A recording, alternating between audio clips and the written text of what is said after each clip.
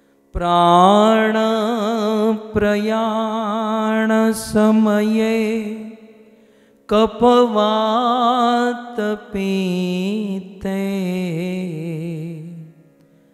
कंठावरोधनविदो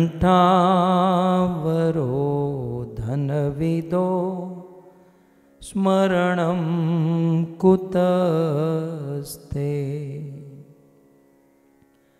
करारविन्दे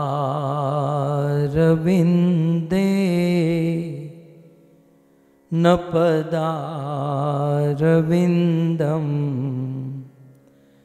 मुखारविन्दे विनिवेशयन्तं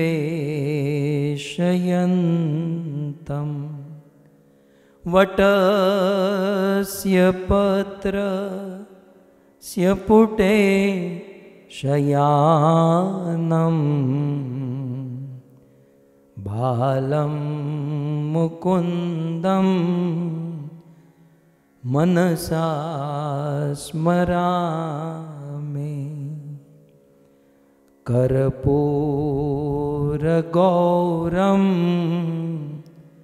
करुणावतारम्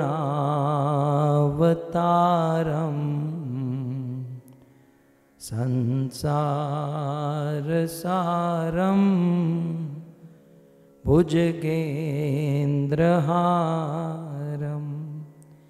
सदा वसन्तं हृदयारविन्दे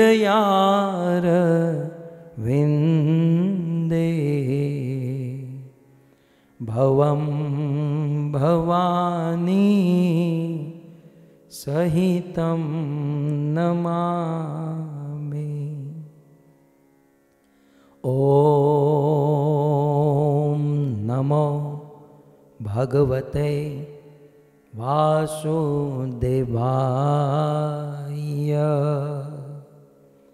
ॐ नमो भगवते वासुदेवाय।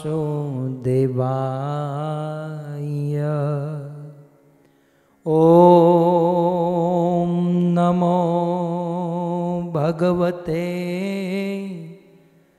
वासुदेवाय।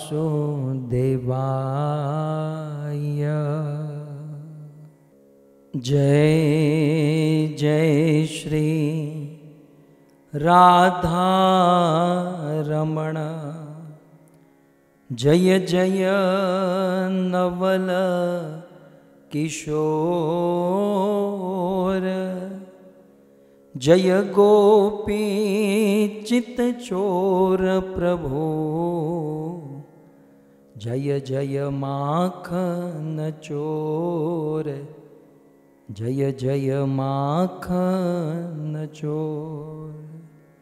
श्री कृष्णचंद्र भगवान की, जगत गुरु श्रील प्रभुपाद की।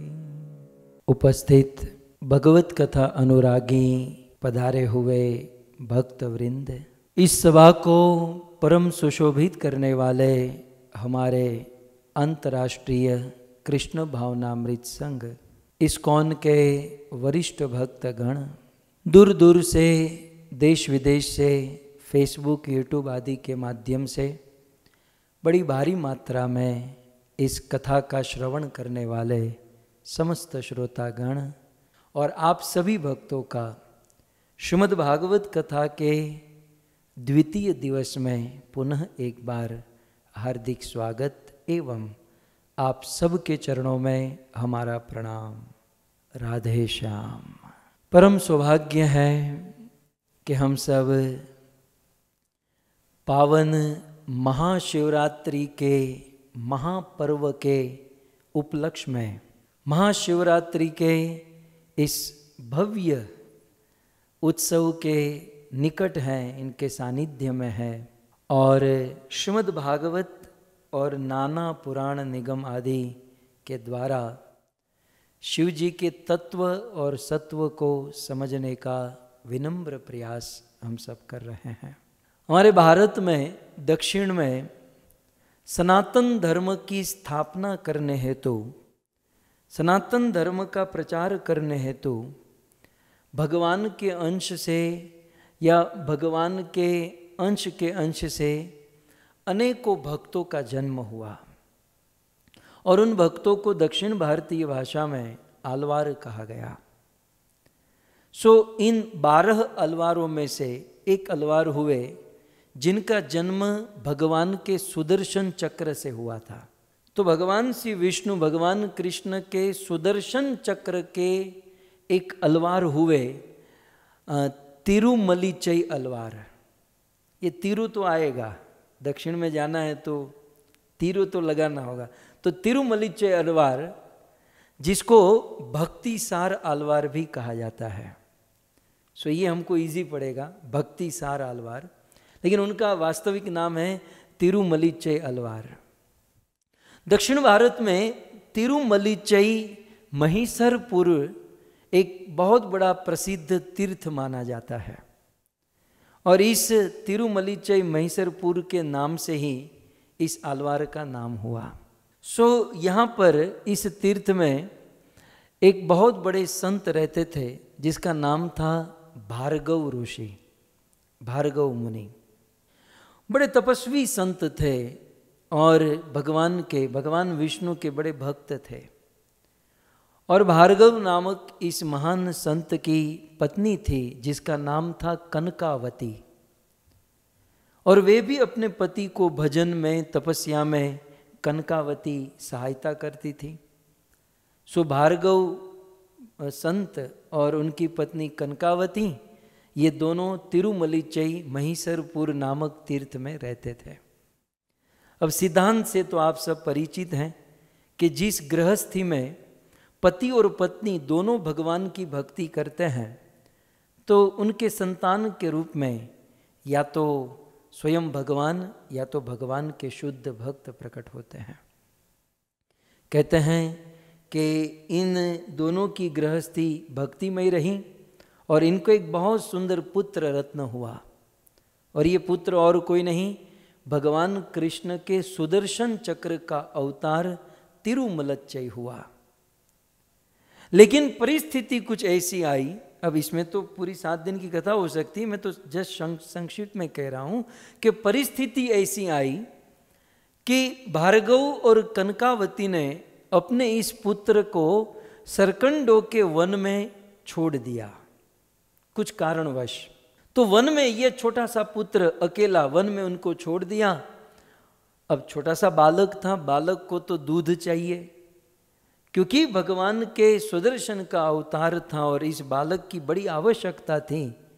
इतिहास साक्षी है, इस बालक को स्वयं महालक्ष्मी, स्वयं लक्ष्मी देवी ने इस बालक को अपना दूध पिलाया।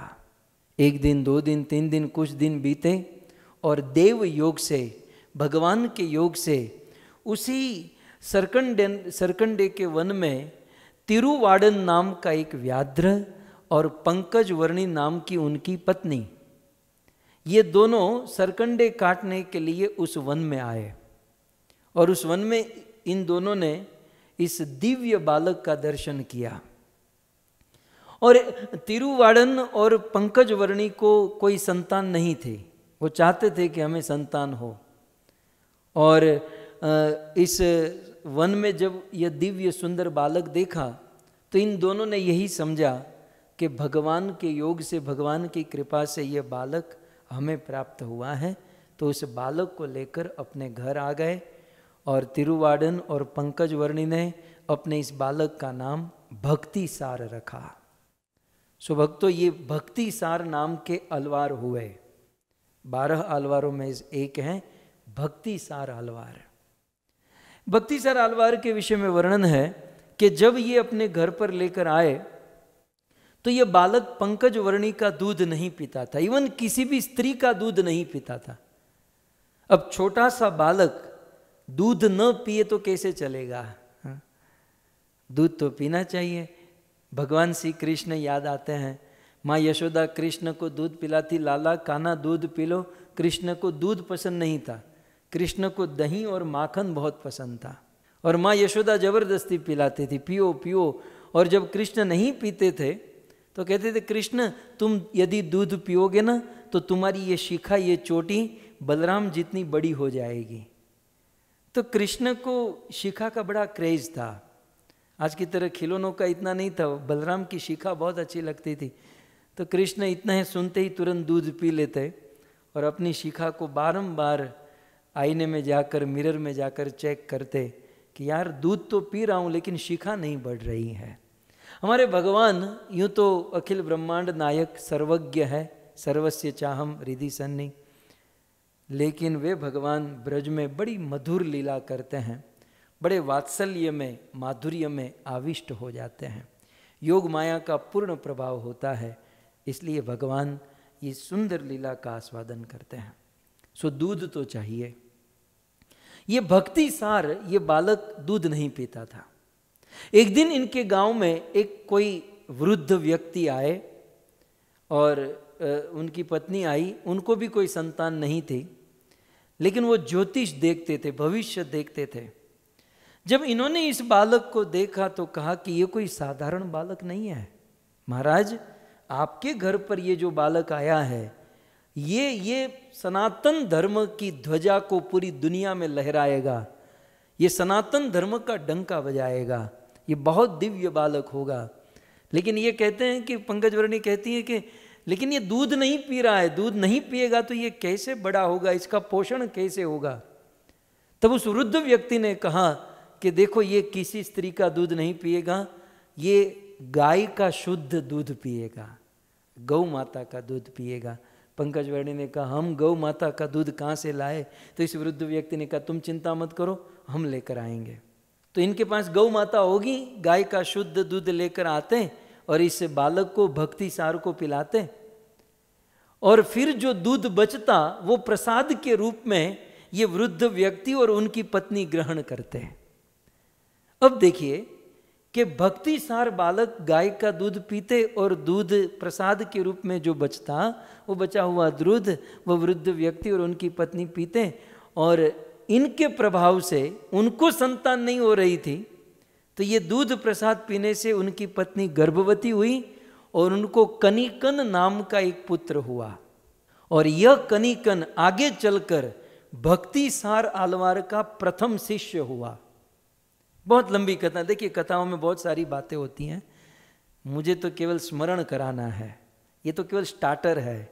सो कनिकन उनका पुत्र हुआ, फिर आगे चलकर प्रथम शिष्य हुआ भक्ति सार आलवार का।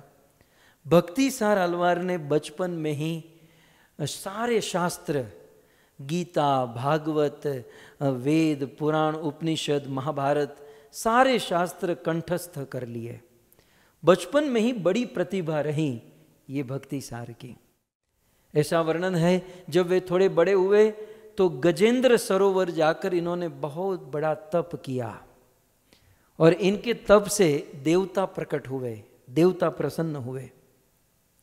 जब देवता प्रसन्न हुए, देवताओं ने कहा कि हम तुम्हारी तपस्या से प्रसन्न हैं, तुम्हें जो चाहिए वह मांग लो।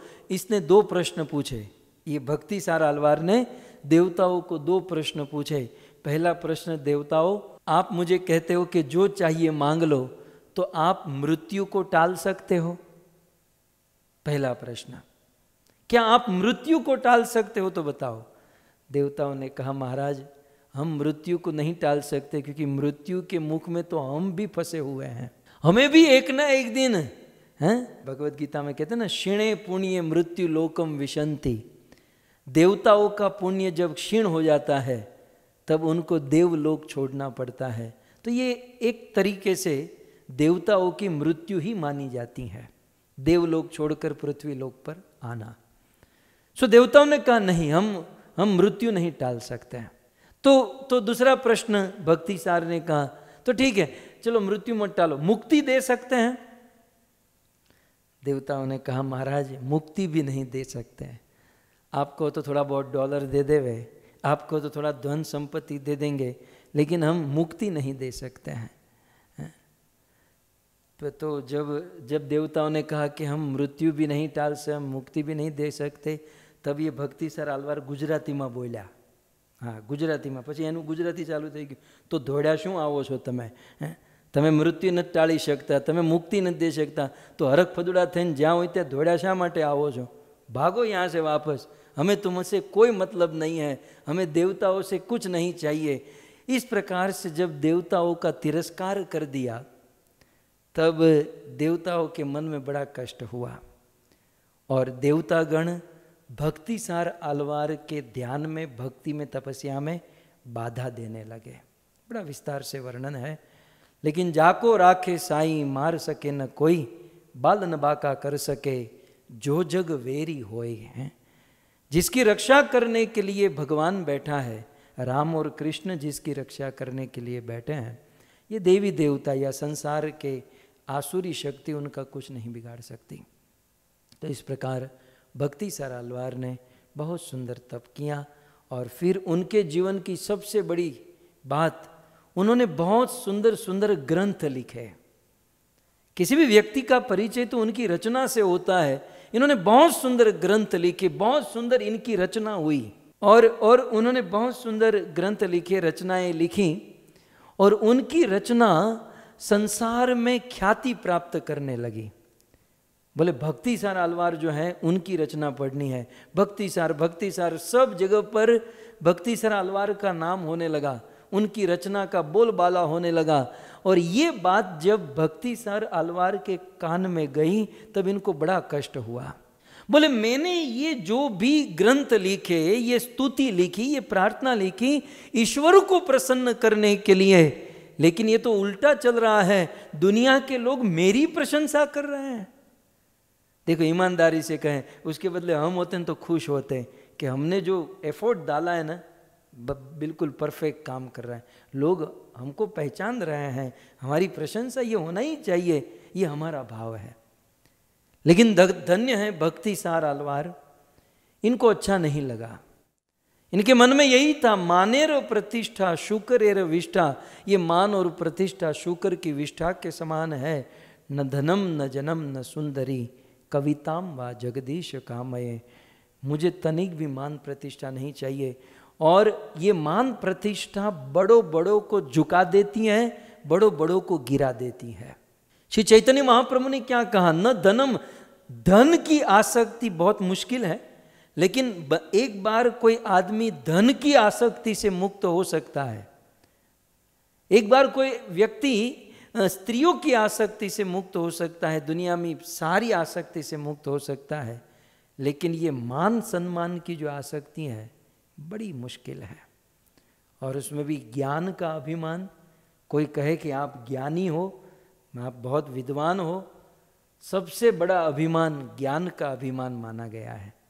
धन का अभिमान, अन्य रूप का अभिमान, ये सब तो छोटे छोटे अभिमान है, आज नहीं तो कल वो कम भी हो जाएंगे, खत्म भी हो जाएंगे। लेकिन ज्ञान का अभिमान आदमी को बहुत ऊपर चढ़ाकर गिराता है, पटकता है।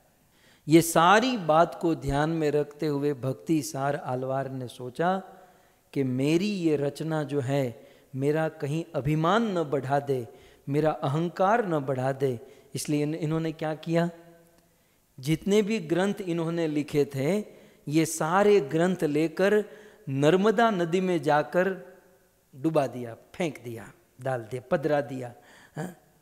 सारी रचना इन्होंने नर्मदा नदी में डाल दी। अब देखिए सारी रचना तो उन्होंने डाल दी, लेकिन भगवान कैसे उनको खत्म होने देंगे। तो उन सारी रचनाओं में दो ग्रंथ, दो रचना नर्मदा नदी ने सुरक्षित रूप से किनारे पर लाकर छोड़ दिया।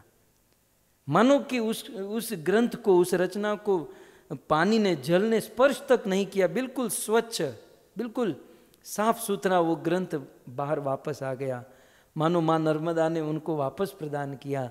बाकी सब ठीक है, लेकिन ये जो रचना है इसको डुबाने लायक नहीं है, भक्तिसार इनको तुम रख लो। तो इस प्रकार से भक्तिसार आलवार का जो ये महिमा है, अब आपके मन में नहीं करता कि उन्होंने अपनी रचना को, अपनी स्तुति को नदी में फेंक दिया, नदी ने, नर्मदा ने वापस दिया। उस रचना को हम भी पढ़ें, हम भी उसे सुने। बहुत सारे श्लोक हैं उसमें, 2-5 श्लोक का आस्वादन हम करें और फिर हम रुद्र गीत की ओर आगे बढ़ें। वैसे इनकी रचना जो है तेलुगु भाषा में है, तमिल में है। सो तमिल को हमने हिंदी में ट्रांसलेट कर दिया। हिंदी में मैंने तमिल फॉन्ट जो है उसको हिंदी में लिख दिया है ताकि आप लोग पढ़ सको और हम उसका आस्वादन करेंगे। 2-5 श्लोक भक्ति सार आलवार जो उन्होंने डुबा दिए थे वो भगवान ने वापस उनको ला कर दिए। कारण यही था कि ये समाज में प्रसिद्ध होने चाहिए, समाज को इसका ज्ञान होना चाहिए। तो बहुत सुंदर नाम ही है भक्ति सार, तो भक्तिमय इनकी रचना। आइए इसके रचना का आस्वादन करें। तो भक्ति सार लिखते हैं कि आरु षड़े करंदान अंड कौन तन्नोडुम। अब ये तमिल भाषा है, तो ये तमिल व्यक्ति बोलेगा तो बहुत अच्छा लगेगा, तो आप लोग भी पढ़ सकते हैं। कुरुडेन एव डुवुम कोलंगेते वेरो रूवर इल्लामे निरन्नाने इम्माने ये पोरुट्टकम शाल्लाने चच्चो नैन तांगुतो। कहते हैं कि वस्तु स्थिति है कि जटाधारी शिव और हिरण्यगर्भ ब्रह्मा प्रभु के ही स्वरूप के एक हिस्से हैं।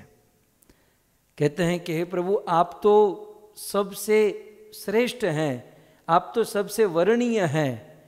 हे कृष्ण, हे विष्णु, आप हमारे नाथ हैं और शास्त्र की सारी उक्तियाँ आप ही हैं और मैं आपकी गाथा गा रहा हूँ। सो आप ब्रह्मा और शिव के भी ईश्वर हैं, आप हमारे नाथ हैं और आप वरीयतम है, आप वरणीय हैं। मतलब सिलेक्ट करने लायक, चॉइस करने लायक, इलेक्ट करने लायक प्रभु एकमात्र आप है। फिर आगे वे कहते हैं, इस पद में वे लिखते हैं कि अरियार श्रमणर अयरतान पौत्तर। श्रमण माने श्रमण, श्रम करने वाले लोग। भक्ति सार जी कहते हैं कि श्रम करने वाले लोग अनभिज्ञ है, बौद्ध लोग द्वंद्व में है और शैव लोग संकीर्ण बुद्धि के हैं। जो लोग आश्चर्यमयी प्रभु माधव की वंदना नहीं करते हैं वे आज महत्वहीन हो चुके हैं, क्योंकि वे माधव भगवान श्री कृष्ण की वंदना, वे स्तुति, उनका गान नहीं करते हैं। सो बहुत सुंदर भागवत में ये भाव अक्रूर जी के द्वारा निकला है कि इस दुनिया में जितने भी आश्चर्य हैं, सभी आश्चर्यों के आश्चर्य एकमात्र भगवान श्री कृष्ण है। जो लोग आश्चर्य के भी आश्चर्य भगवान श्री कृष्ण का भजन नहीं करते या उनकी कथा नहीं सुनते, उनकी स्तुति नहीं करते, वो व्यर्थ ही श्रम कर रहे हैं। अरियान श्रमणर, तेलुगु में अरियान श्रमण वाले मतलब वो फोकट का व्यर्थ, वो मेहनत गधे और बैल की तरह मेहनत कर रहे हैं। और जो बौद्ध है वो द्वंद्व में फंसे हुए हैं, और जो शैव है वो संकीर्ण बुद्धि के हैं।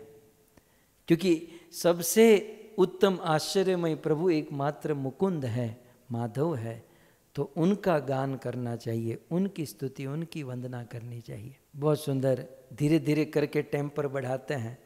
इन राग नौड़ेर ये आग इनी चिरयुद्धम निन राग निन अणुर एन पालदे नंद राग।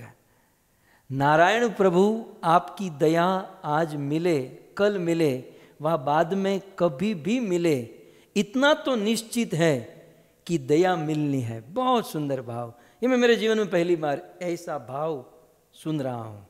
क्या कहते हैं कि हे प्रभु आपकी दया आज मिले, कल मिले, परसों मिले, कभी भी मुझे इतना विश्वास है कि आपकी मुझ पर दया तो होनी ही है।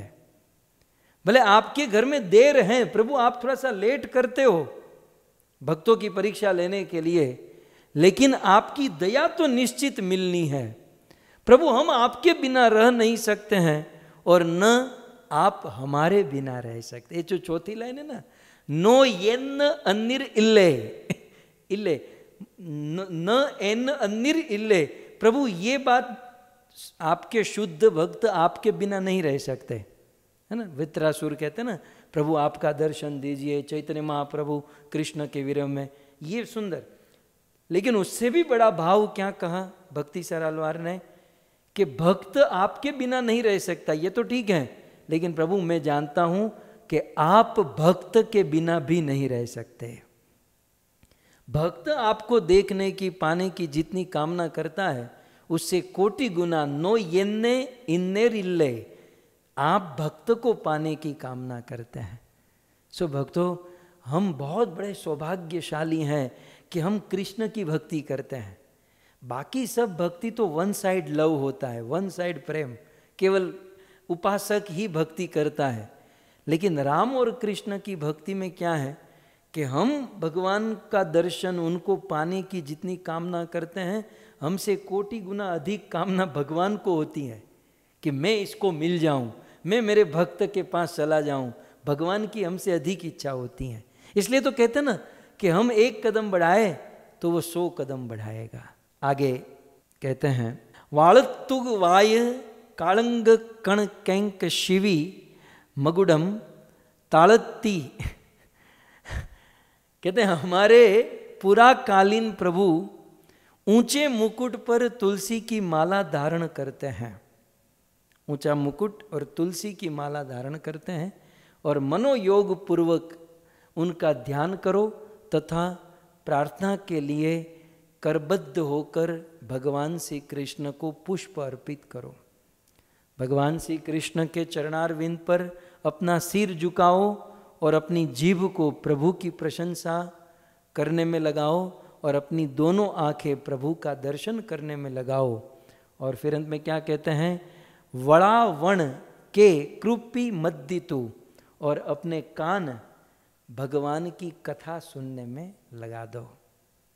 सो भक्ति आलवार ने प्रत्येक इंद्रियों को भगवान श्री कृष्ण में, और कौन से कृष्ण, तो कहते हैं वाळक तुड़ वाय काणंग कण कैंक शिवी मगुडम, जो बहुत बड़ा मुकुट धारण करते हैं और गले में तुलसी की माला धारण करते हैं। ऐसे भगवान श्री कृष्ण में अपनी सारी इंद्रियां लगा दो।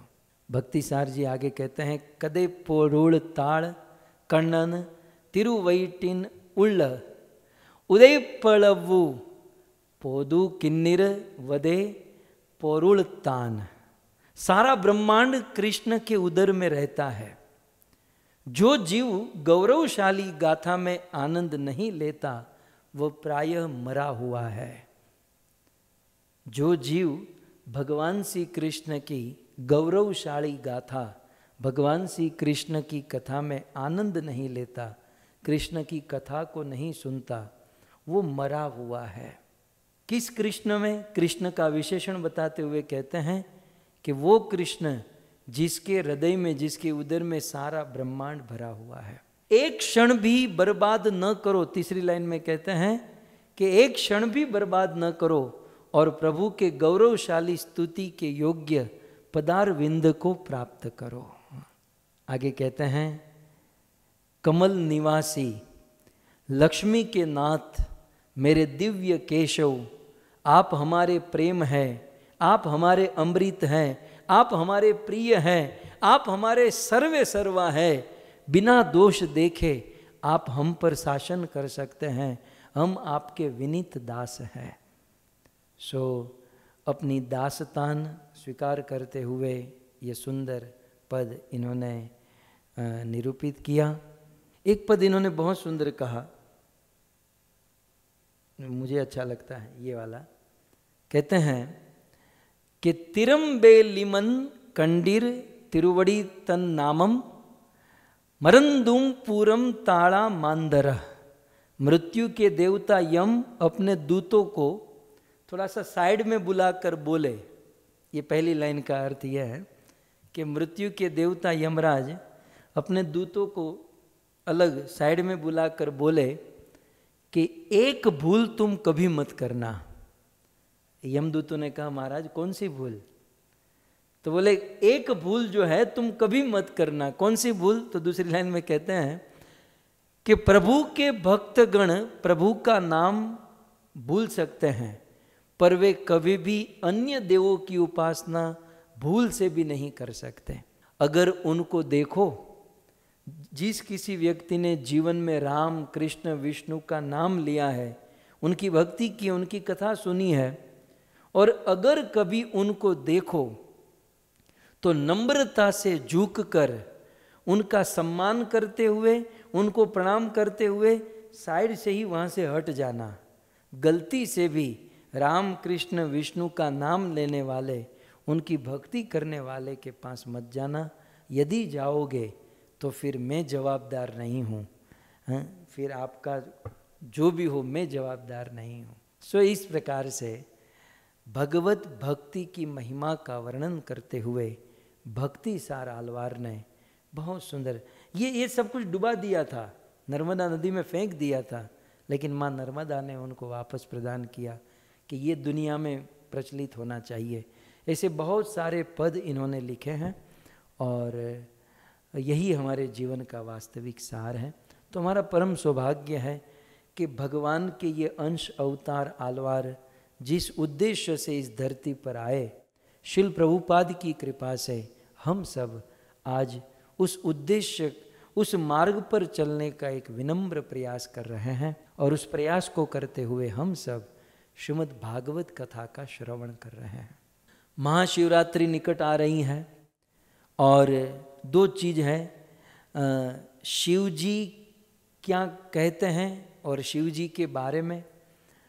तो अब शिव जी के विषय में थोड़ी सी चर्चा करूं। शिव जी तो अद्भुत देवता है, इसलिए वो देव नहीं, वो महादेव है।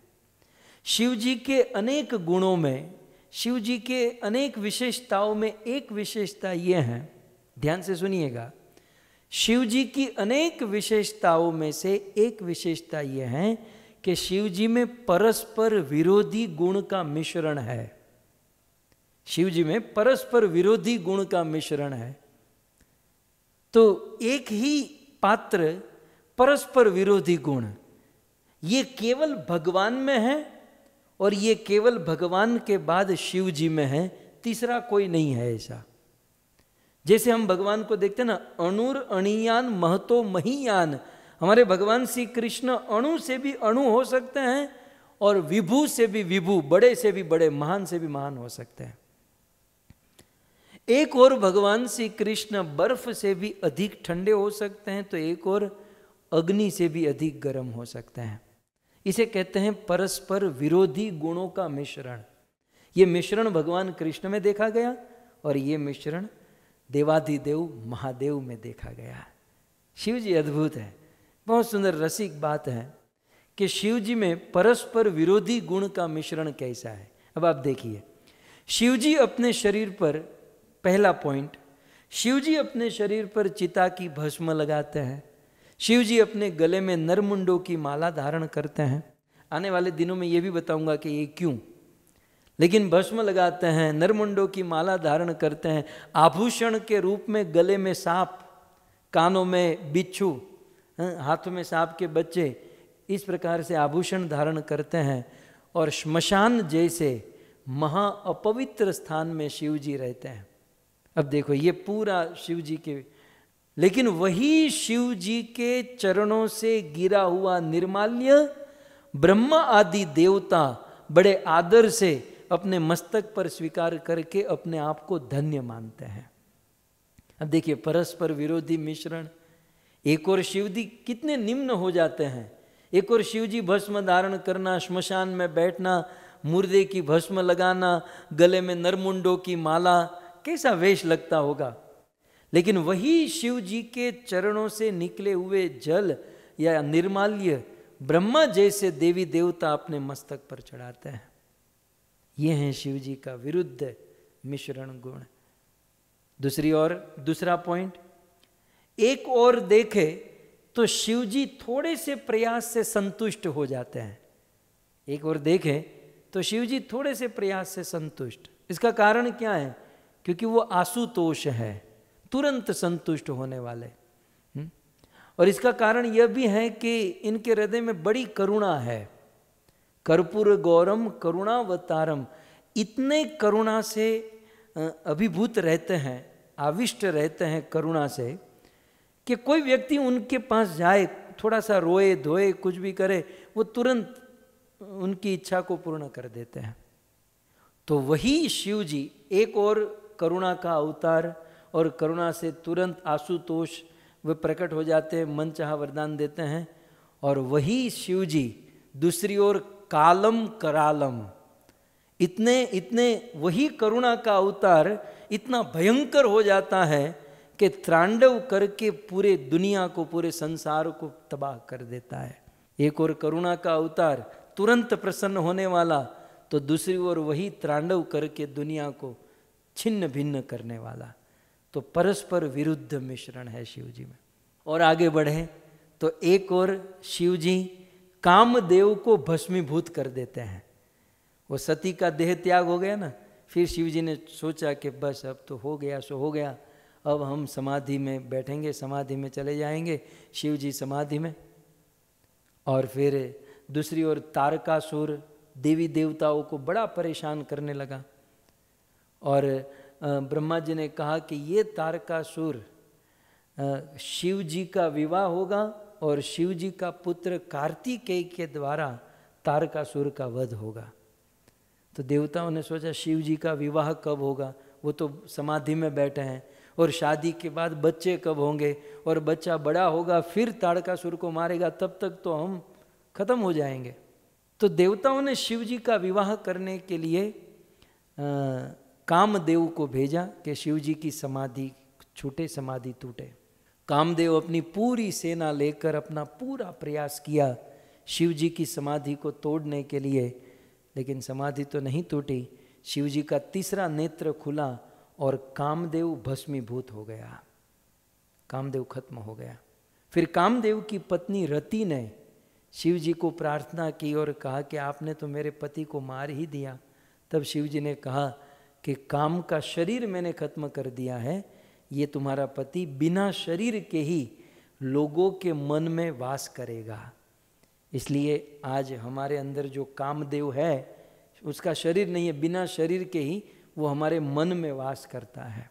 सो एक और शिव जी साक्षात कामदेव को भस्मीभूत कर देते हैं, और वही शिव दूसरी ओर जब भगवान विष्णु मोहिनी अवतार धारण करते हैं तो बिल्कुल लट्टू होकर उस मोहिनी के पीछे पीछे, जैसे वो पार्वती के साथ प्रेम करते हैं, पार्वती के पीछे चलते हैं, वैसे मोहिनी के पीछे चले जाए। अब आप देखिए, एक और शिव जी कामदेव को मार देते हैं और दूसरी ओर मोहिनी के पीछे पागल हो जाते हैं। इसे कहते हैं परस्पर विरुद्ध गुणों का मिश्रण, जो शिव जी में देखा जाता है।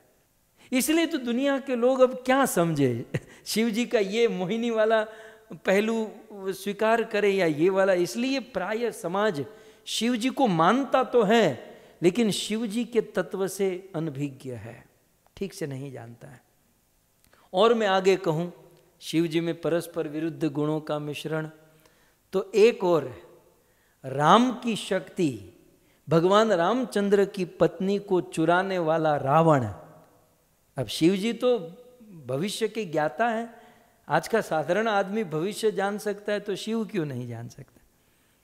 तो एक और शिव जी भगवान रामचंद्र की पत्नी, भगवान रामचंद्र की शक्ति सीता को हरण करने वाले, राम और सीता का विरह कराने वाले रावण को शिव जी वरदान देते हैं, शक्ति देते हैं, सोने की लंका और क्या क्या, रावण को बहुत कुछ दिया। एक और शिव जी भगवान राम की पत्नी का अपहरण करने वाले रावण को शक्ति देते हैं, और वही शिव दूसरी ओर 11वें रुद्र से हनुमान जी का रूप धारण करके उसी भगवान रामचंद्र को जीवन भर मदद करते हैं, सेवा करते हैं। एक और रावण को शक्ति देकर सीता का अपहरण करवाया, और दूसरी ओर वही शिव जी हनुमान का रूप धारण करके राम और सीता का जो विरह था उसका मिलन करवाया। तो ये है हमारे महादेव की लीला, परस्पर विरुद्ध गुणों का मिश्रण शिव जी में देखा गया। और भक्तों, अंत में एक और शिव जी कैलाश पर्वत पर समाधि लगाकर भगवान श्री कृष्ण की अष्टकालीन लीला का आस्वादन करते हैं। कैलाश में अष्टकालीन भगवान श्री कृष्ण सुबह दोपहर शाम जो 8 पहर की लीला है, एक और कृष्ण उस लीला का आस्वादन करते हैं।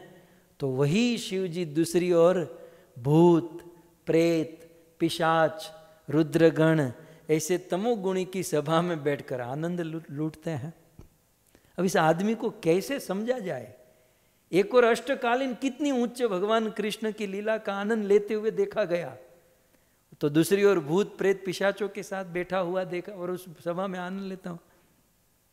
एक और राम और कृष्ण के जन्म में अंग भभूति गले मुंडमाला शेष नाग लिपटायो, अपने लाला का दर्श करा दे मैं दर्शन को आयो। एक और भगवान के दर्शन में मोहित, एक और रासलीला में भाग लेते और दूसरी ओर त्रांडव मचाते हैं। तो शिव जी में परस्पर विरुद्ध गुणों का मिश्रण है और शायद इसीलिए दुनिया की जनता शिव जी को साफ साफ समझ नहीं पाती है। शिव जी के तत्व से, शिव जी के वास्तविक स्वरूप से साफ साफ परिचित नहीं है। और इसीलिए श्रीमद् भागवत का आश्रय लेकर हम सब लोग शिव जैसे महान तत्व को समझने का प्रयास करेंगे। एक बात कह दूं कि जहाँ पर भगवान के भक्त की कथा होती है ना, वहाँ भगवान की कथा तो अवश्य होती है। इसलिए श्रीमद् भागवत में सुखदेव जी ने, सूत गोस्वामी ने कहा कि जहाँ परीक्षित की कथा है वहाँ कृष्ण की कथा अपने आप आएगी। तो जहाँ शिव, हाँ, भगवान की कथा जहाँ होती है तो जरूरी नहीं है कि वहाँ भक्त की कथा हो। भगवान की कथा होती है तो केवल भगवान की कथा, जरूरी नहीं कि भक्त की कथा हो। लेकिन जहाँ भगवान के भक्त की कथा है तो वहाँ भगवान की कथा होनी ही है। तो हमारा परम सौभाग्य है, हमको डबल लाभ, डबल मौका। शिव जी की कथा हम सुन रहे हैं तो शिव जी से जुड़े हुए भगवान राम, भगवान कृष्ण की कथा हम सुनेंगे, जीवन को धन्य करेंगे। श्रीमद् भागवत के चतुर्थ स्कंध में बहुत सुंदर शिव जी के द्वारा एक गीत गाया गया और उस गीत को भागवतकार, भागवत के आचार्यों ने रुद्र गीत कहा। इस रुद्र गीत की महिमा आज हम सुनेंगे, उसका श्रुति फल सब कुछ देखेंगे। लेकिन इस रुद्र गीत को यदि हम सुन लेते हैं तो प्रायः शिव तत्व, शिव जी के विषय में हम पूर्ण रूप से जान सकते हैं। तो इस महाशिवरात्रि के पर्व पर वैष्णवा नाम यथा शंभु, ऐसे शिव जी के मुख से उच्चारित भागवत में लिखित चतुर्थ स्कंद से हम रुद्र गीत का श्रवण करेंगे। आइए, गत सत्र में हमने सुना, ये कथा मैत्रेय मुनि सुनाते हैं और मैत्रेय मुनि कहते हैं, पितादिष्टा प्रजा सर्गे तपसेर्णव माविशन् 10 वर्ष सहस्राणि तपसार्च तपस्पतिं तपसार्च तपस्पतिं। कल हमारी गाड़ी तपस्पतिम पर रुकी थी। पितादिष्टा प्रजा सर्गे, ये प्रचेता गण जो है, 10 प्रचेता, ये 10 पुत्र अपने माता पिता की आज्ञा लेकर अर्णवे समुद्र के तट पर जा रहे हैं। क्यों जा रहे हैं? तपस्या करने के लिए। किसकी तपस्या करने के लिए? तो श्लोक की दूसरी लाइन में अंतिम शब्द है तपस्पतिम, तपस्या के पति भगवान कृष्ण के लिए, भगवान कृष्ण की तपस्या करने के लिए जा रहे हैं। तो कल इस तपस्पतिम पर थोड़ा सा विशेष हमने प्रकाश डाला कि तपस्या तो हम सब लोग करते हैं।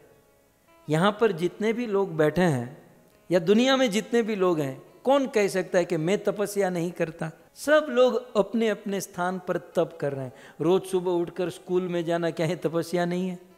बच्चों के लिए कितनी बड़ी तपस्या है। स्कूल का इतना इतना होमवर्क करना क्या है तपस्या नहीं है? बच्चों को खेलने का इतना इतना मन होता है लेकिन फिर भी खेलने को नहीं मिलता, तप नहीं है? हमारे भारत में मुंबई में आइए, लोकल ट्रेन में जो लोग सफ़र करते, मुंबई माने लोकल ट्रेन, बोरीवली से चन्नी रोड चर्च गेट से विरार, दोनों हाथ ऊपर। वैसे महामंत्र जब बोलना होगा ना तो बंदा हाथ ऊपर नहीं करेगा, लेकिन भारत के मुंबई की लोकल ट्रेन में जब कोई चढ़ेगा तो घंटे 1.5 घंटे तक दोनों हाथ ऐसे ऊपर रखेगा। हाथ कहाँ, पाँव कहाँ, अपना शरीर कहाँ, बिल्कुल हवा में होता है। कितनी बड़ी तपस्या! कहने का अर्थ ये है कि तपस्या हम सब लोग करते हैं, लेकिन फिर भी हमारे जीवन में वह शांति नहीं। जैसे गीता में कृष्ण कहते हैं ना, यदि कोई तप करेगा तो उसे सुख और शांति मिलेगी। तप करने वाले को सुख और शांति मिलेगी, लेकिन फिर भी तप करने पर भी सुख शांति नहीं। इसका कारण क्या है? एक चीज घट रही है।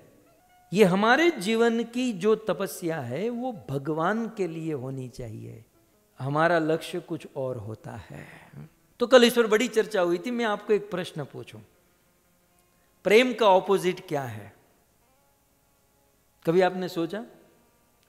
प्रेम कहते हैं ना, प्रेम, लव, प्रेम का ऑपोजिट क्या है?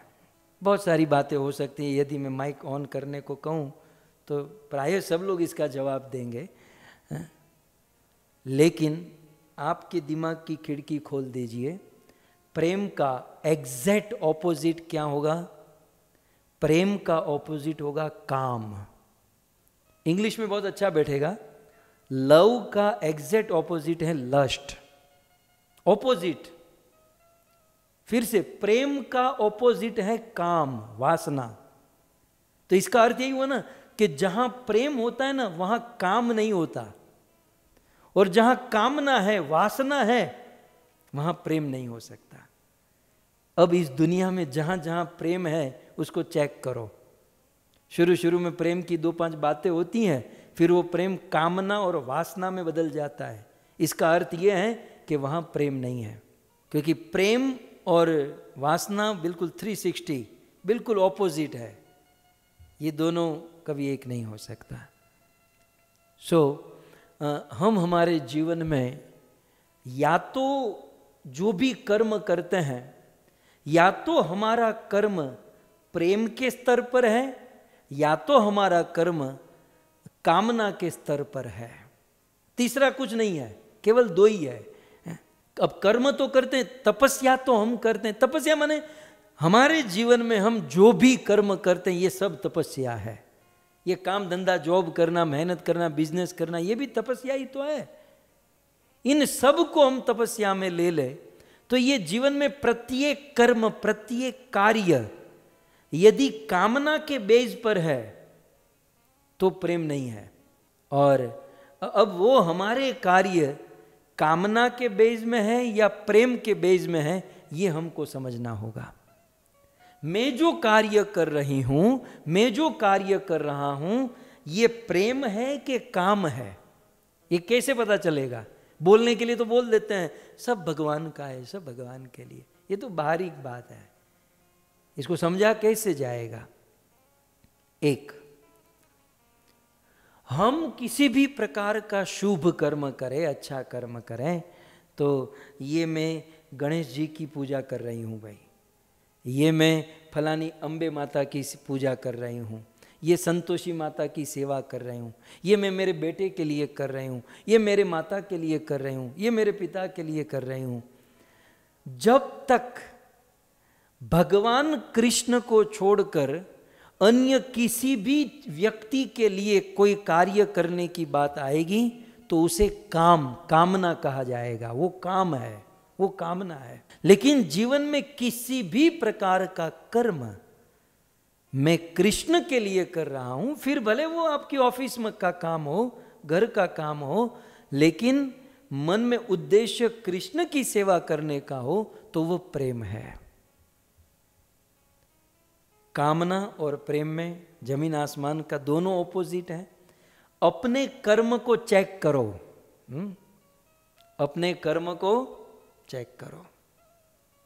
यदि हम कृष्ण को छोड़कर अन्य किसी भी व्यक्ति, इवन हमारे लिए भी, किसी के भी लिए कार्य का उद्देश्य है तो वो काम है।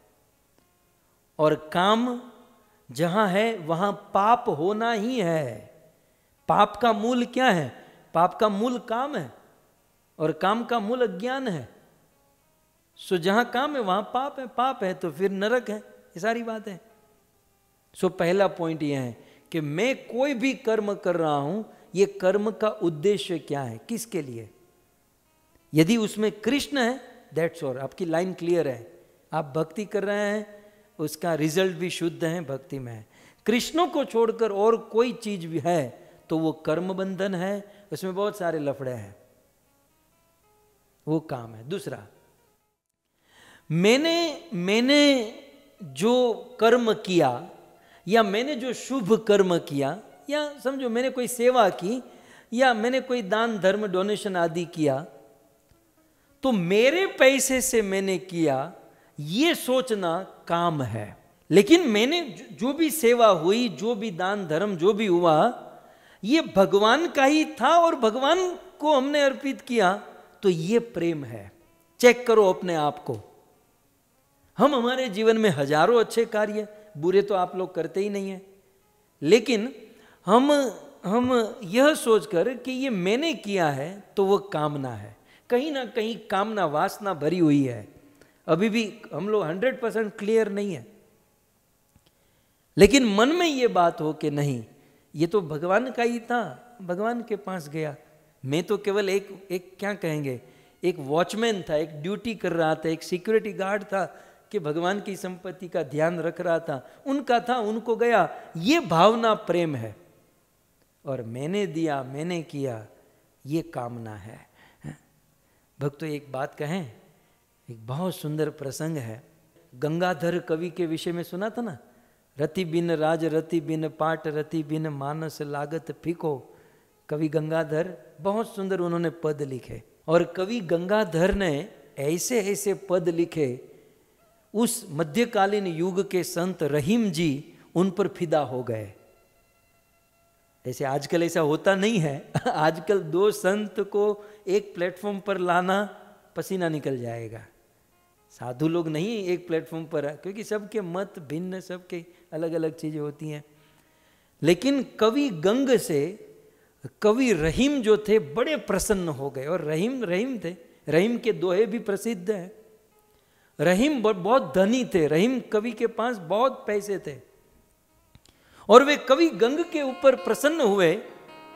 तो उन दिनों मध्यकालीन युग की बात है भक्तों, रहीम जी ने कवि गंग को 36 लाख रुपये भेंट किए। उस समय के 36 लाख रुपये माने 36 मिलियन डॉलर के बराबर आज कहा जाएगा। 36 मिलियन भी कम पड़ेंगे, इतना उन्होंने दान किया। लेकिन घटना घटी कि जब रहीम जी दान कर रहे थे ना, वो पैसे दे रहे थे, ये मना कर रहे थे, कवि गंग मना कर रहे नहीं, तो ये दे रहे थे। तो देते हुए देने वाले रहीम कवि जो ले रहा था उससे आंख नहीं मिला पा रहे थे। आप समझ रहे ना, आजकल देने वाला तो कितना नाक फुलाकर, मुंह फुलाकर, आंखें फाड़ फाड़ कर, ये ले मैं दे रहा हूं, मेरी पर्ची बना, मेरा नाम लिख, मेरा बोर्ड लगाना, है ना। जितना जितना देता है उतना और ऊपर होते जाता है। लेकिन यहां उल्टा था।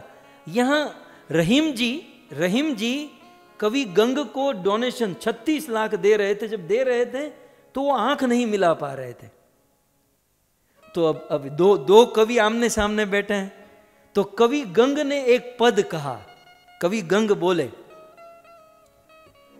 सीखे कहां नवाब जू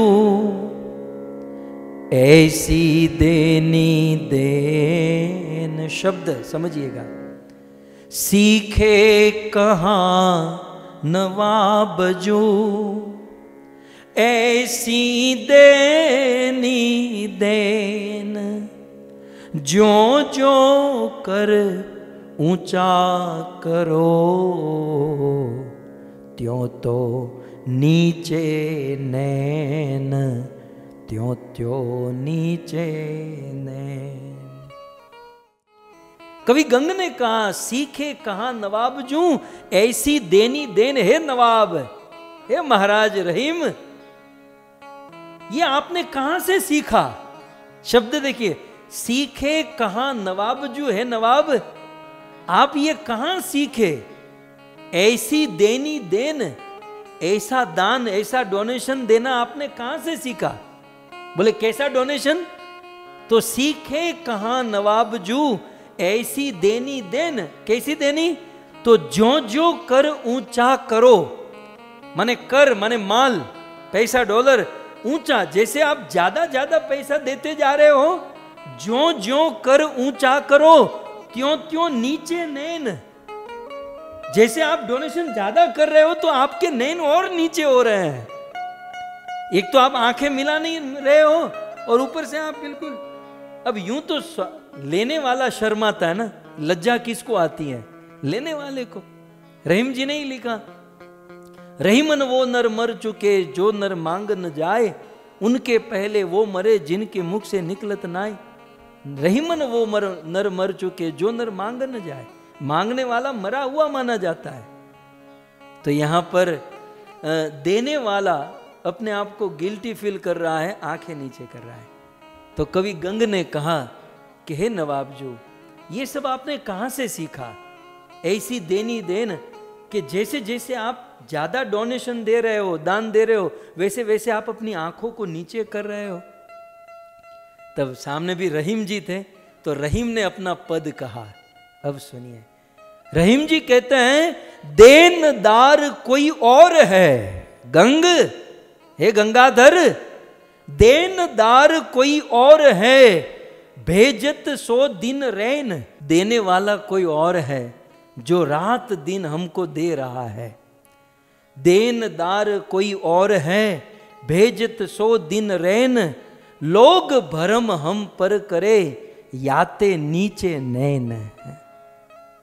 देने वाला कोई और है जो ऊपर से हमको दे रहा है, और लोग हम पर भ्रम कर रहे हैं कि मैं दे रहा हूं, और इसलिए मुझे लज्जा आ रही है कि देने वाला भगवान है और लोग मुझे समझ रहे हैं कि ये रहीम जी दे रहे हैं।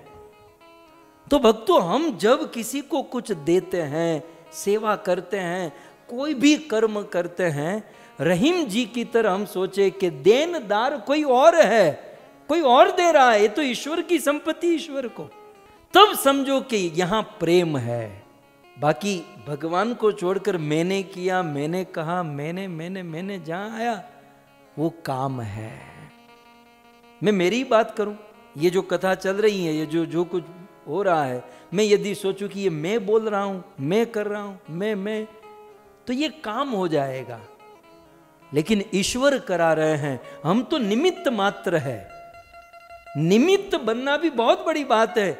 हमारा तो सौभाग्य ये है कि यजमान, हमारे पटेल परिवार को यजमान बनने के लिए निमित्त किया और मुझे बोलने के लिए निमित्त किया। ये हमारा सौभाग्य है। बाकी करने वाला, कराने वाला तो ईश्वर है। इस भाव से यदि हम कर्म करेंगे तो वो प्रेम माना जाएगा। और तीसरा पॉइंट, हम लोग जो भी शुभ कर्म करते हैं वो एक और मात्र एक भगवान के लिए करें। यदि ऐसा है तो प्रेम है। भगवान को छोड़कर यदि अन्य कोई उद्देश्य है तो वो प्रेम नहीं है। तो आगे कहते हैं कि वे 10 प्रचेता जो थे वे तपस्या करने गए, और तपस्या करने वो जा रहे थे। उन्होंने आराधना करके भगवान को प्राप्त कर लिया।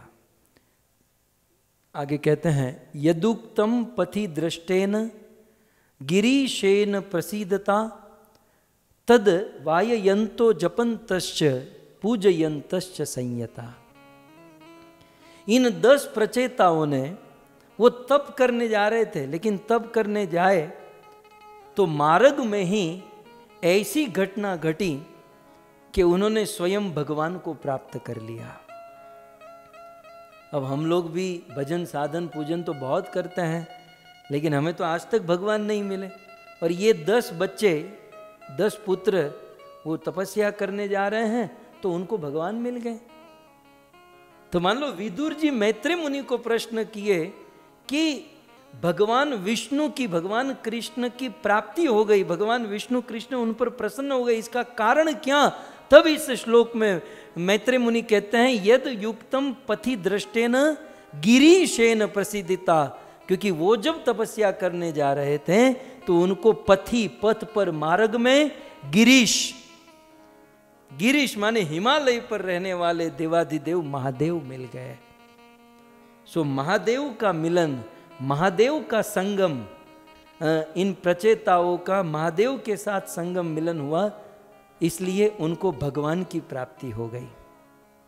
तब महात्मा विदुर जिज्ञासा करते हैं कि कृपया करके इस प्रसंग को विस्तार से बताइए कि प्रचेताओं का मिलन महादेव से, शिव जी से कैसे हुआ और शिव जी के साथ उनकी क्या चर्चा हुई और शिव जी ने उन प्रचेताओं को जो रुद्र गीत सुनाया, कृपया करके ये मुझे विस्तार से कहिए। यदुक्तं पथिदृष्टेन गिरीशेन प्रसीदता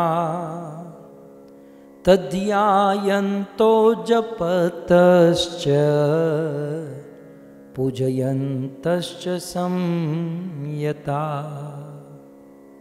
महाराज प्राचीन बरही के यह 10 पुत्र जिनको प्रचेता कहते हैं, समुद्र के तट पर तपस्या करने गए और भगवान को प्राप्त कर लिए। तो विदुर जी ने मैत्रेय मुनि को कहा कि भाई इतने इजी भगवान मिल गए, इसका कारण क्या है? तो इस 15वें श्लोक में 7 कारण बताए। हमारे जीवन में इसे कनेक्ट करना चाहिए कि ये 7 चीज हमारे जीवन में हो तो हमें भी बड़ी आसानी से भगवान मिल जाएंगे। तो सबसे पहला कारण इस श्लोक में कहते हैं यद उक्तम।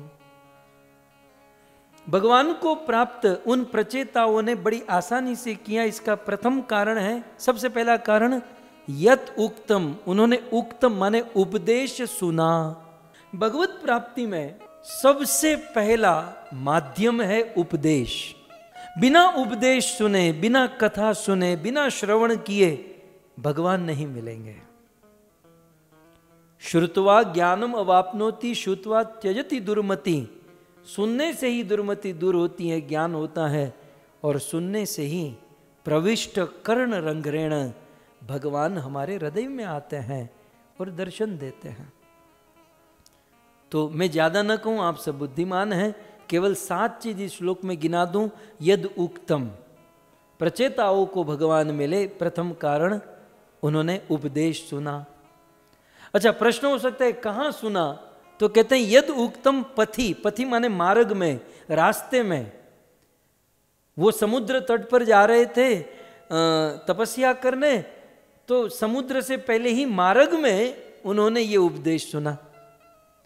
कई बार कुछ लोग कहते हैं ना, भाई कथा तो सुननी है लेकिन अच्छा स्थान, अच्छा सा हम लोग थोड़ा सा पहले एटमॉस्फेयर बना ले थोड़ा सा।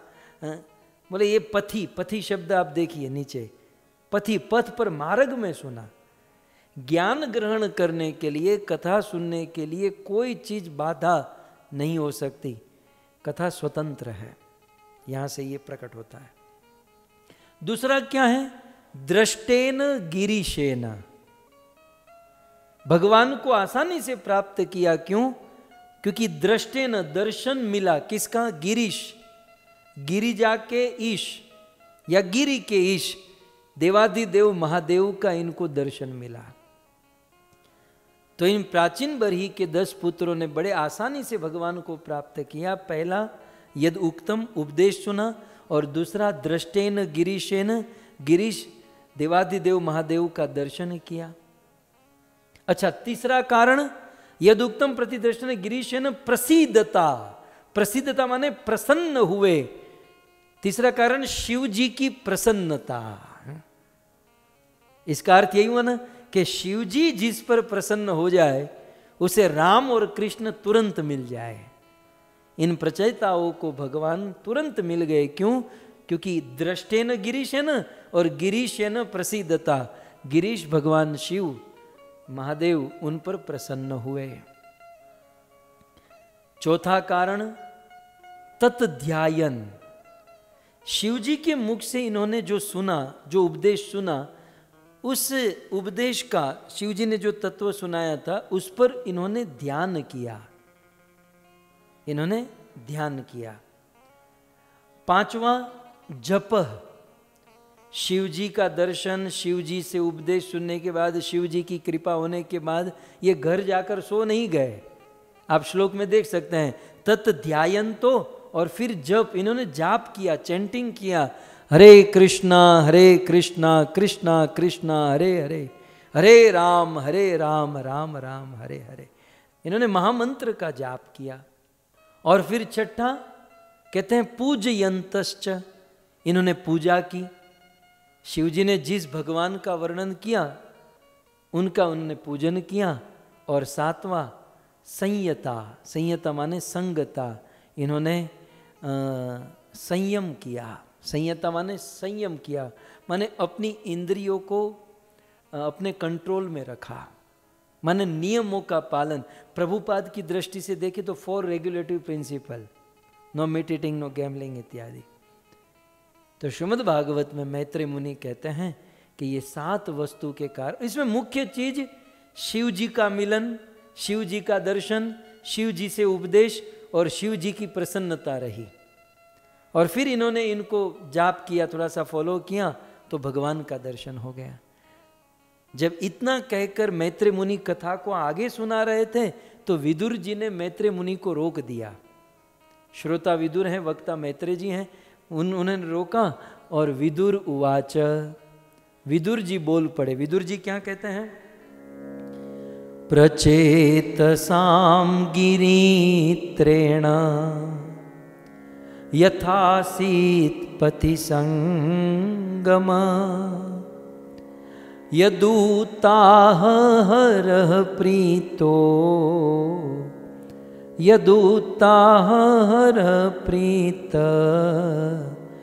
तन्नो ब्रह्मन् वदार्थवत्, तन्नो ब्रह्मन् वदार्थवत्। महात्मा विदुर विशेष रूप से जानने की इच्छा करते हैं कि बोले ये क्या शिवजी और प्रचेताओं के बीच में क्या संवाद हुआ। तो विदुर जी कहते हैं, विदुर उवाच, कहते हैं प्रचेतसाम गिरित्रेण, प्रचेताओं की भगवान शिव के साथ यथा आसीत पथि संगम, यथा जिस प्रकार से पथि मार्ग में उनका संगम हुआ, उनका मिलन हुआ। यद उताह, और मिलन के बाद, शिव और प्रचेताओं का मिलन के बाद शिव जी ने यत उत आह, शिव जी ने जो उपदेश दिया, और उपदेश देने के बाद हरस प्रीतो, हर माने शिव जी, प्रीत माने प्रसन्न हुए। हे ब्रह्मन वद, कृपया करके ये वदो, कृपया करके हमें विस्तार से सुनाओ। और कैसे सुनाओ? तो दूसरी लाइन में अंतिम शब्द है अर्थवत, अर्थों के साथ सुनाओ। जो बड़े भक्त होते, शुद्ध भक्त होते हैं, वो ऐसी जिज्ञासा करते हैं कि बोले हमें ये प्रसंग तो सुनाओ, लेकिन ये प्रसंग अर्थवत, अर्थास्वादन करते हुए। ऐसा नहीं जैसे पीछे बम किसी ने बांधा हो और बस फटाफट जल्दी जल्दी जल्दी खत्म करो, इसे गा बजा कर आधे घंटे में पूरा करो, ऐसा नहीं। अर्थवत, एक एक शब्दों का अर्थ, उसका आस्वादन करते हुए। इसलिए कहते हैं वद, वदो, बोलो, कैसे?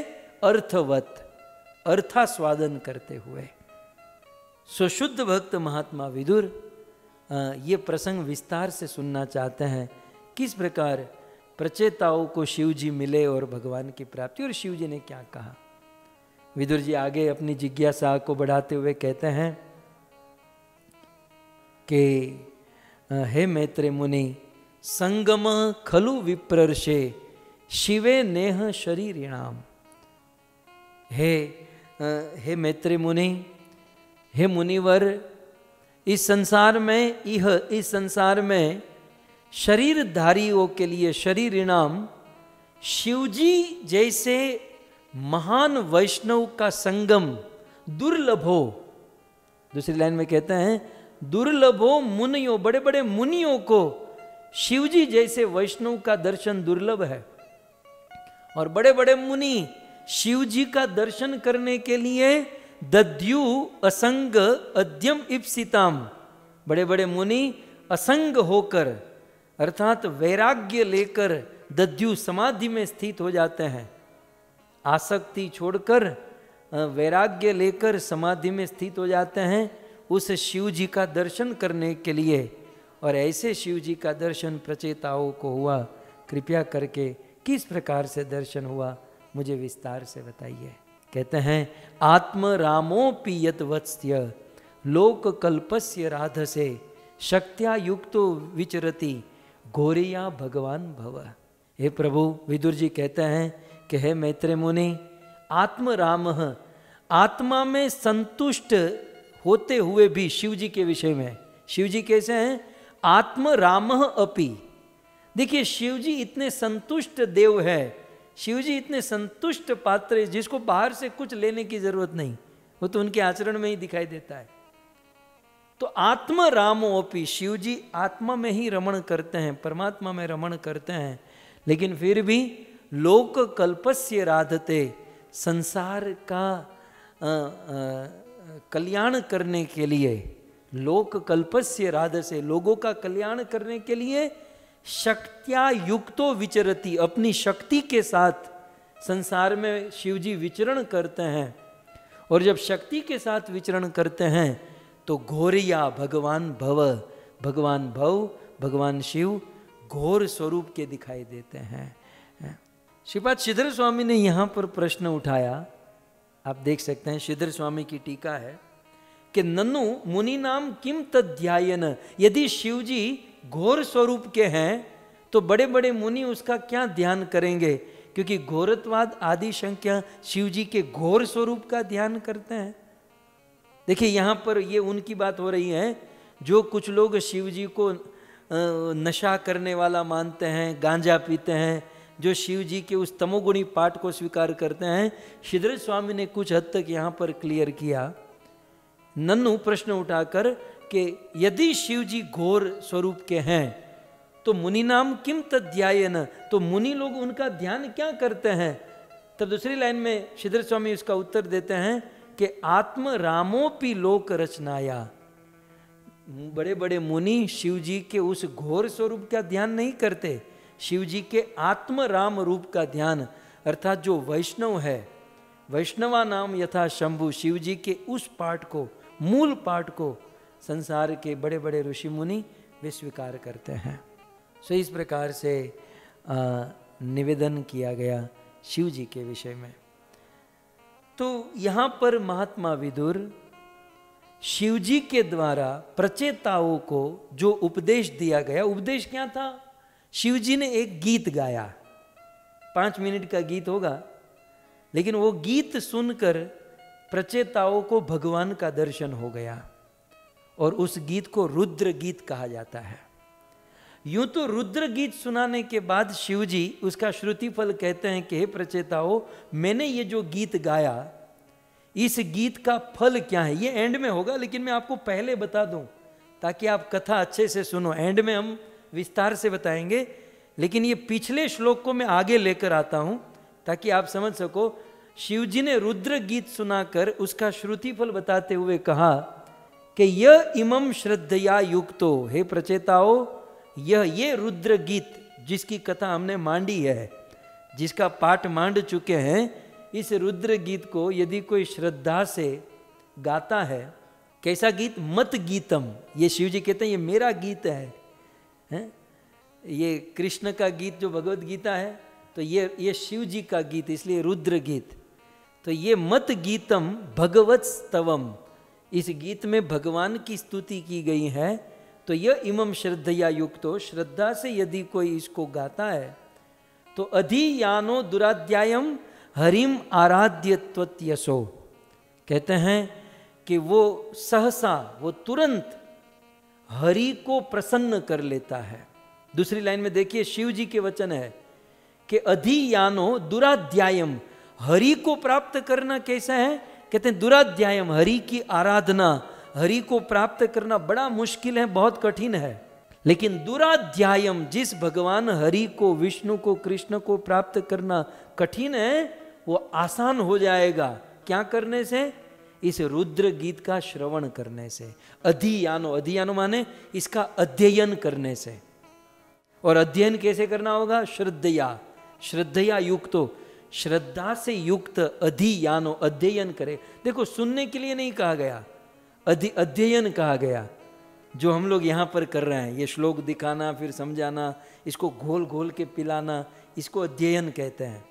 तो इस प्रकार से यदि कोई अध्ययन करेगा तो दुराध्यायी अपि, भगवान जो दुराध्याय है, कठिन है प्राप्त होना, उस भगवान को भी आसानी से प्राप्त कर लेगा। हरिम आराध्यस्य सो, हरि को प्रसन्न कर लेगा। और इतना ही नहीं, आगे कहते हैं विंदते पुरुषो युष्मन यद अधि इच्छ सत्वरम मद गीतम गीता सुप्रीता श्रेय सामेक्य वल्लभात। यदि कोई मत गीत मेरे इस रुद्र गीत को सुनता है, गाता है या पाठ करता है तो श्रेय साम, वो अपने जीवन में श्रेय को, कल्याण को, मंगल को प्राप्त हो जाता है। और एक वल्लभात, वल्लभ माने प्रिय, वो हरि का प्रिय बन जाता है। फिर आगे कहते हैं इदम यह कल्प उत्थाय, यदि कोई ये रुद्र गीत कल्प उत्थाय, कल्प माने प्रातः काल में उठकर, देखो ये कब गाना चाहिए, ये रुद्र गीत कब सुनना, कब का गाना चाहिए।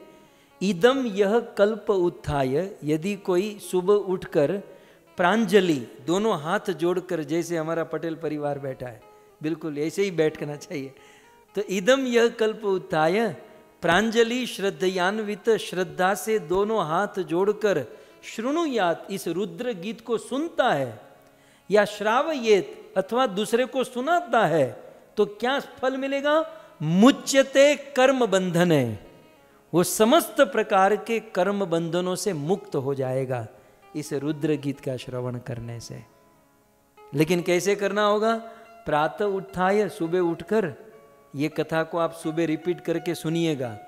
और उत्थाय श्रद्धयान्वित, श्रद्धा से, और प्रांजलि दोनों हाथ जोड़कर, माने नम्रता के भाव से। फिर कहते हैं गीतम मयेदम नरदेव नंदना परस्य पुंस परमात्मनस्तवम जपंत एकाग्रधि तपो महत चरंद अंते तत आपसे इत्थम। कहते हैं अंतिम शब्द में वे कहते हैं कि यदि कोई इस रुद्र गीत को सुनता है, जीवन में उतारता है, तो चरंतम तत् आप्य से इप्सितम, जीवन में जो भी उनकी इच्छा है, कामना है, वो पूर्ण हो जाती है इस रुद्र गीत का श्रवण करने से। अब भक्त की इच्छा कामना क्या होती है कि वे भगवान से प्रेम करें, उन्हें भगवान का दर्शन मिले। तो इस प्रकार से इस रुद्र गीत की महिमा है, इनका श्रुति फल है। और ये रुद्र गीत हम यहाँ पर श्रवण करने वाले हैं। तो महात्मा विदुर ने जब जिज्ञासा की तो मैत्रेय मुनि ने कथा, रुद्र गीत की कथा सुनाना प्रारंभ किया। सो मैत्रेय उवाच, मैत्रेय मुनि कहते हैं प्रचेतस पितुर वाक्य शिरसादाय साधव दिशं प्रतीचिं प्रययो तपस्या धृतचेतस तपस्या धृतचेतस। मैत्रेय उवाच, मैत्रेय मुनि कहते हैं कि प्रचेतस पितु वाक्यम, प्रचेतागण अपने पिता प्राचीन बरी के वाक्य को शिरसा आदाय, शीर्षा अपने शिरोधार्य करके जब निकले, तो यहाँ पर इस श्लोक में मैत्रेय मुनि प्रचेताओं को संबोधन देते हुए कहते हैं साधव। ये प्रचेता कैसे हैं, प्राचीन बरी के ये 10 पुत्र कैसे हैं, साधव। साधव का अर्थ होता है पवित्र या फिर सदाचारी। तो ये प्रचेता साधव है, सदाचारी। श्रील प्रभुपाद कहते हैं साधव शब्द साधु शब्द से निकला है। पूर्ण साधु वो है जो सदैव भगवान की भक्ति में लगा रहता है। और ये पितुर वाक्य शिरम आदाय, पिता के वाक्य को अपने मस्तक पर लेकर चले हैं, इसलिए इसको साधव कहा जाता है। हमारे शास्त्रों में लिखा है कि पिता, राजा और गुरु ये तीनों भगवान के प्रतिनिधि माने गए हैं। यहाँ पर लिखा ना पितु वाक्य शिर आदाय, अपने पिता के वाक्य को शिरोधार्य किया। तो पिता, राजा और गुरु भगवान के प्रतिनिधि माने गए हैं, इसलिए प्रत्येक व्यक्ति को पिता, राजा और गुरु को भगवान की तरह आदर देना चाहिए। ये हुआ हमारी ओर से। और पिता, राजा और गुरु क्योंकि भगवान के प्रतिनिधि हैं, इसलिए उनका कर्तव्य है कि वे अपने आश्रित को भगवान की सेवा में, भगवान की भक्ति में लगाए। दोनों के कर्तव्य हमारे वेदों में, शास्त्रों में बताए गए हैं। सो इस प्रकार प्रचेतस पितुर्वाक्य शिरसा आदाय साधव, अपने पिता के वाक्य को शिरोधार्य करके दिशम प्रतीचिम, पश्चिम दिशा की ओर प्रययु, प्रयाण किए, तपस्या धृत चेतस। क्यों? क्योंकि तपस्या करने के लिए उनका चित्त, उनका मन तपस्या में लगा हुआ था। तो वे पिता की आज्ञा लेकर निकले और समुद्रम उपविस्तीर्ण पश्यन सुमहत्सर, चलते चलते चलते समुद्र के तट पर पहुंचे। समुद्र माने समुद्र तो दूर होता है, समुद्र के पहले वो खाड़ी जैसा होता है ना, समुद्र का जल एक सरोवर की तरह भर जाता है। तो सुंदर समुद्र का ही जल, लेकिन उसमें लहर नहीं होती, वो शांत जल होता है, तो उसे समुद्रम कहते हैं। तो समुद्रम उपविस्तीर्ण पश्यन सुमहत्सर, इन्होंने एक बहुत सुंदर सरोवर देखा दूर से। और महत मन इव स्वच्छम, वो सरोवर कैसा था? तो कहते महत मन, महात्मा के मन के समान वो स्वच्छ सरोवर था। है? वो सरोवर की उपमा महात्मा के मन के साथ दी गई है। तो महात्माओं के मन के समान वो स्वच्छ जल था। और प्रसन्न सलिल आशलम, उनके आश्रय में रहने वाले शिष्य भी बड़े प्रसन्न होते हैं, मैंने वो जल भी बड़ा प्रसन्न था। अब क्या देखा? अब देखिए, अब शिव जी का दर्शन कैसे हुआ।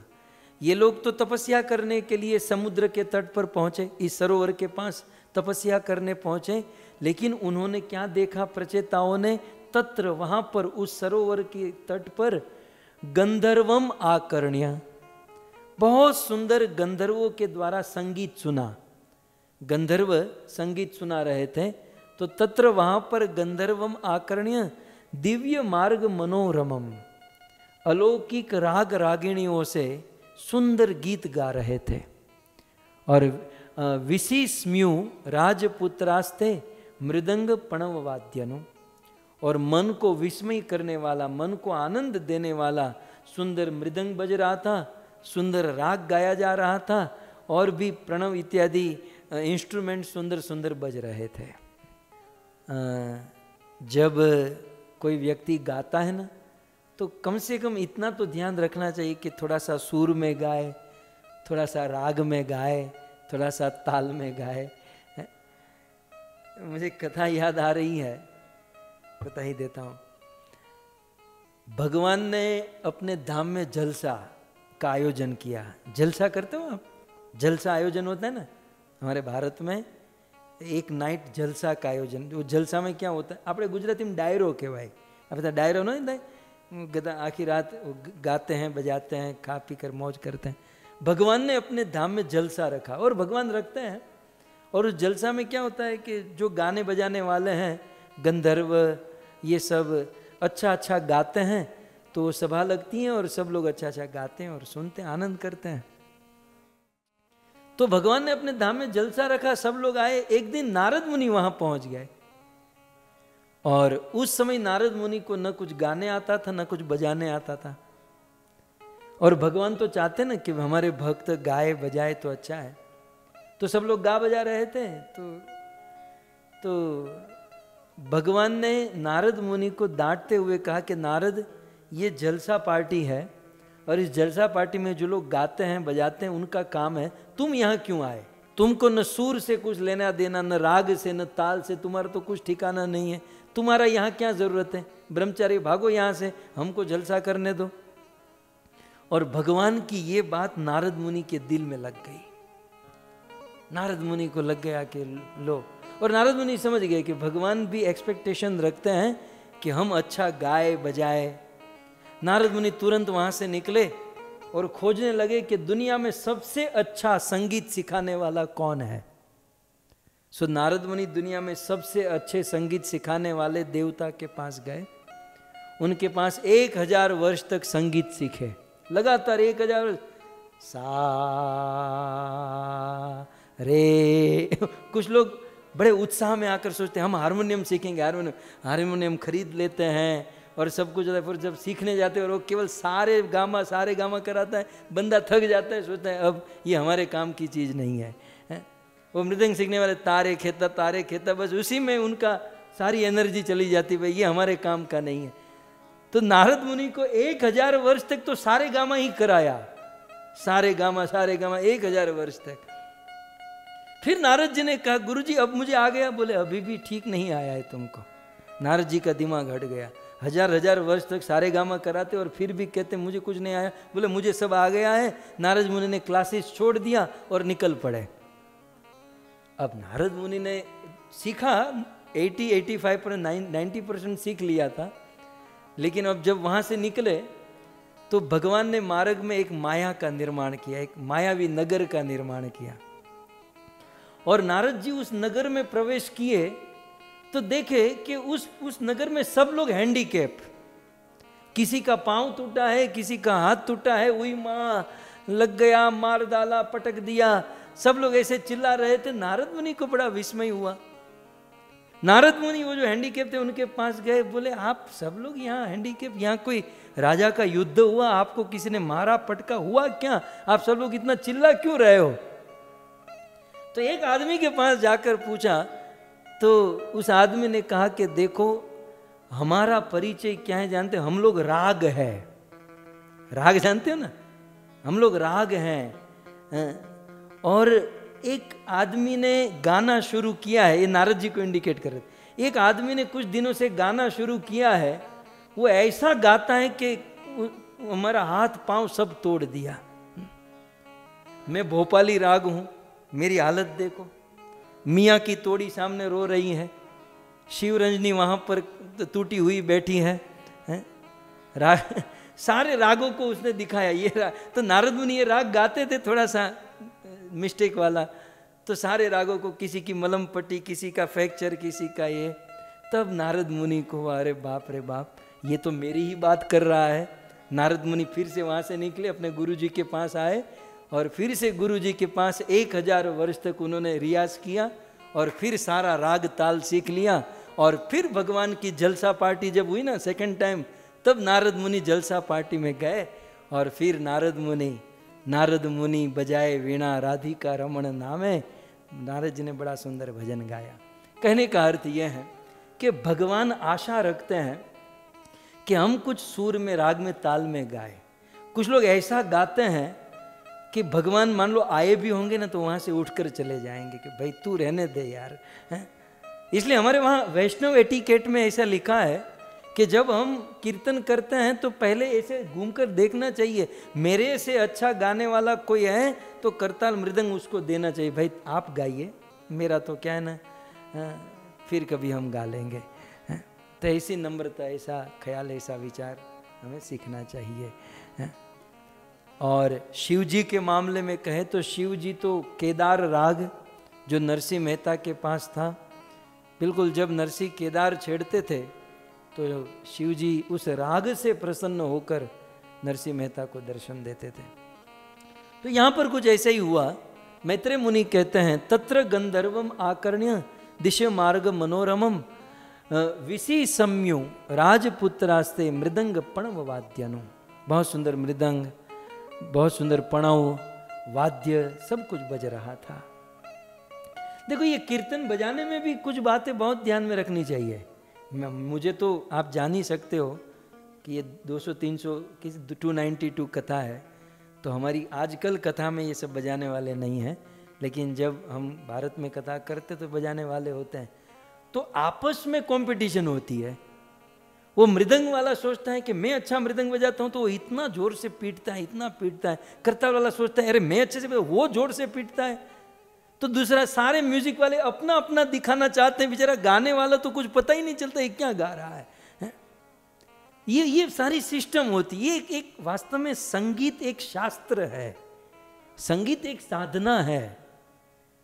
संगीत जो है वो जो गाता है उसको सपोर्ट करता है। कहीं ऐसा संगीत ना हो कि गाने वाला ही ढक जाए, वो बेचारा पीछे चले, संगीत आगे आ जाए। संगीत मधुर होना चाहिए, संगीत गाने वाले को फॉलो करते होना चाहिए। क्या तो ये सारी बातें हैं, लेकिन यहाँ पर विस्मयु इतना सुंदर संगीत था कि प्राचीन बरही के ये 10 पुत्र प्रचेता आश्चर्य में पड़ गए कि इतना सुंदर गीत, इतना मधुर संगीत। तो वे भी खड़े रह गए और गंधर्व गा रहे थे, स्तुति कर रहे थे। और उसी समय कहते हैं तरही एव माने उसी समय सरसह तस्मात् सरोवर से निष्क्रमांतम सह अनुगम अपने अनुचरों के साथ उपगीयमानाम स्तुति करने लगे। कौन? अमरा देवता। देवता अपने अनुचरों के साथ स्तुति करने लगे। किसकी? प्रवरम विबुध अनुगे, देवाधिदेव महादेव की स्तुति। देवता, गंधर्व, किन्नर ये सब लोग शिव जी की स्तुति करने लगे। तो इसका अर्थ उस सरोवर के तट पर शिव जी प्रकट हुए और सारे देवता गण शिव जी की स्तुति कर रहे थे और स्तुति में सुंदर गा रहे थे, बजा रहे थे। हम भी एक लाइन में कर दें।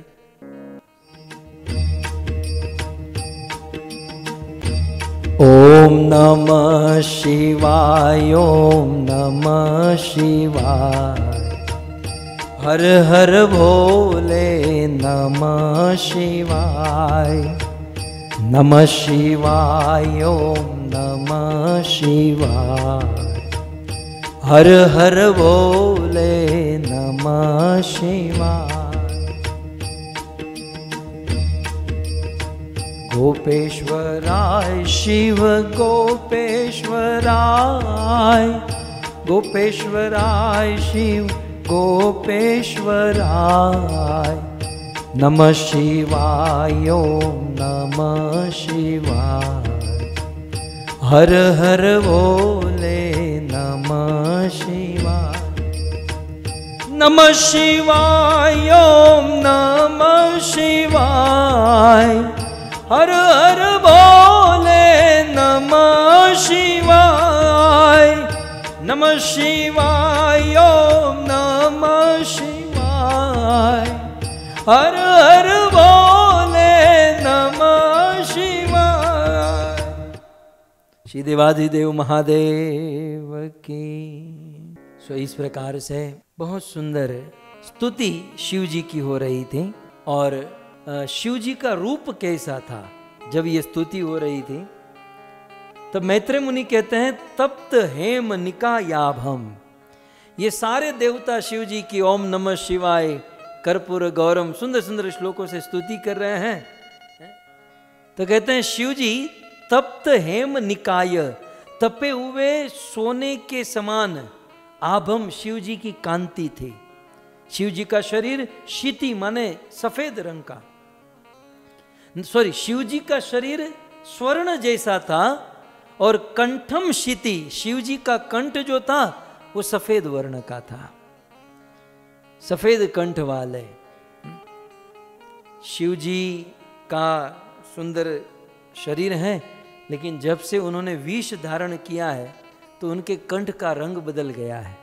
जैसे भागवत में लिखा नीलकंठ, नीले वर्ण का हो गया है, इसलिए नीलकंठ महादेव कहते हैं। तो उसकी शोभा बढ़ गई।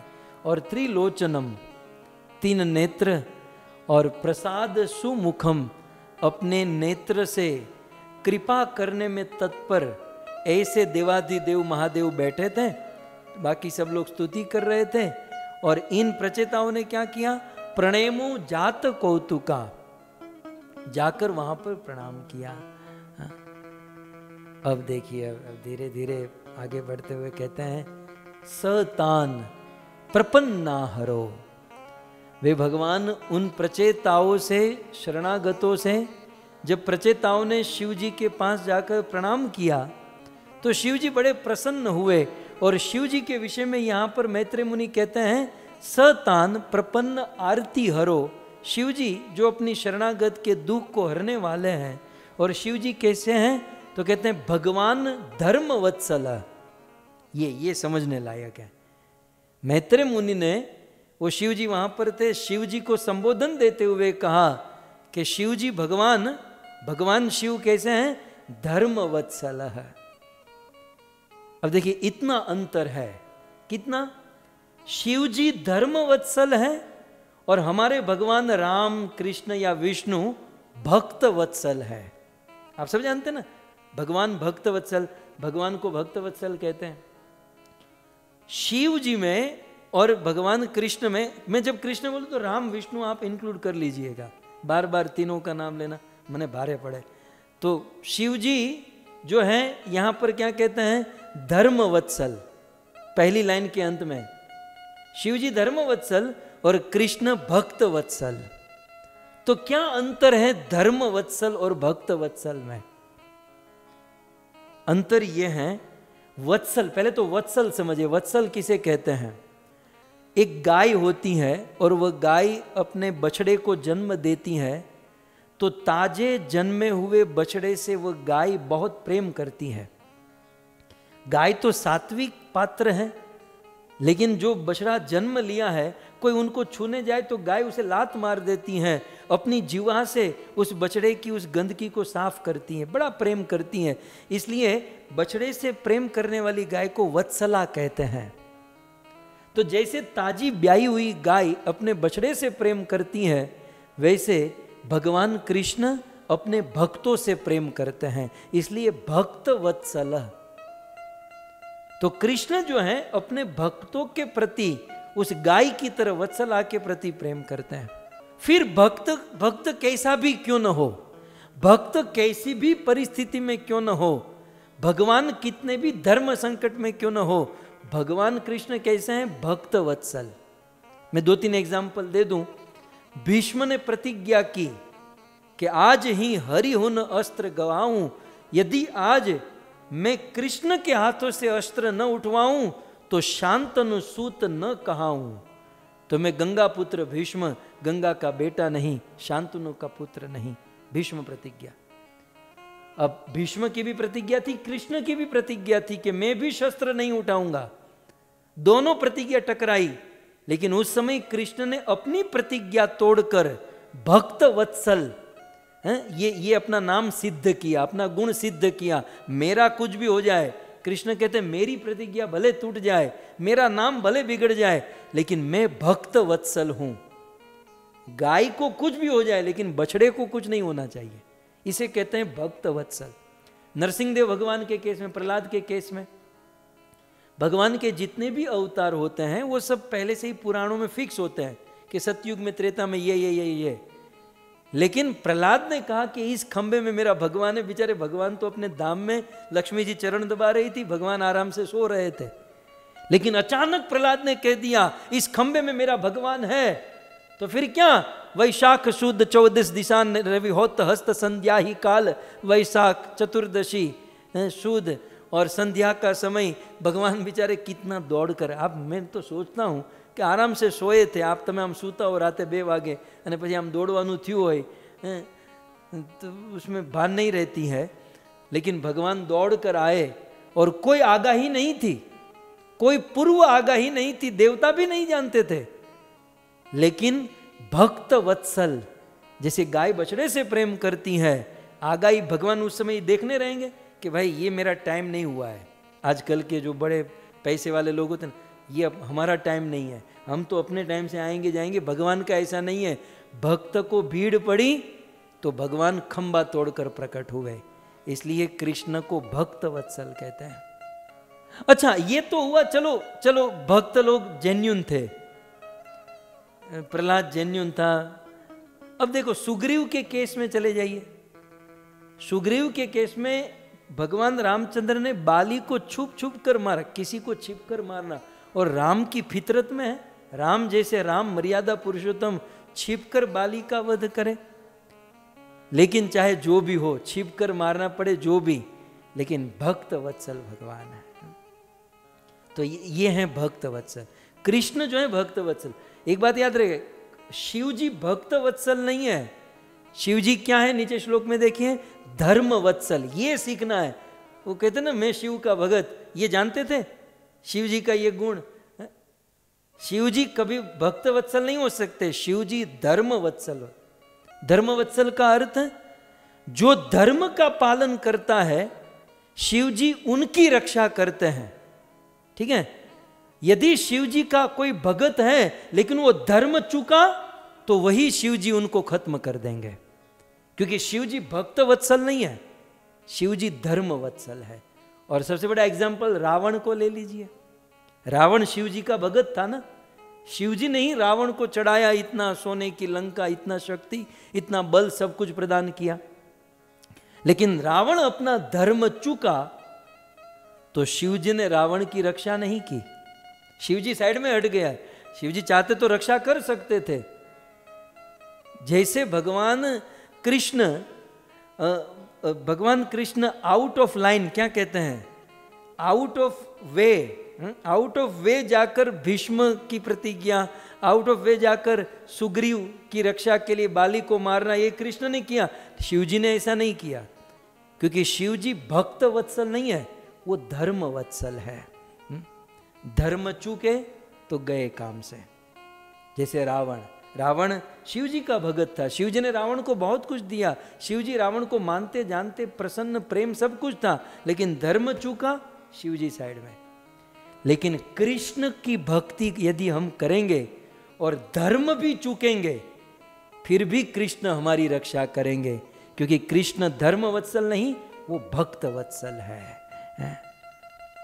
ये बातें हैं। तो ये ऐसी बहुत सारी बातें हैं। आज समय हो चुका है और लोगों के प्रश्न भी बहुत सारे हैं। मैं यहीं पर विराम करता हूँ और आप सभी भक्तों को धन्यवाद देता हूँ। आप सभी भक्त बड़े ध्यान से, भाव से, प्रेम से कथा सुन रहे हैं। बस इतना ध्यान रखिएगा कि प्रचेता और शिव जी का मिलन हो चुका है, आमने सामने आ चुके हैं। और कल से शिव जी बोलना, वो गीत गाना शुरू करेंगे जिसे भागवत में रुद्र गीत कहा गया है। हम रुद्र गीत सुनेंगे शिव जी के मुख से, और फिर सात्विक तात्विक चर्चा, शिव जी के विषय में कुछ जानकारी और कुछ आलवार की बातें, और इस प्रकार से आनंद मंगल करेंगे। 5 दिन बाकी रहे हैं।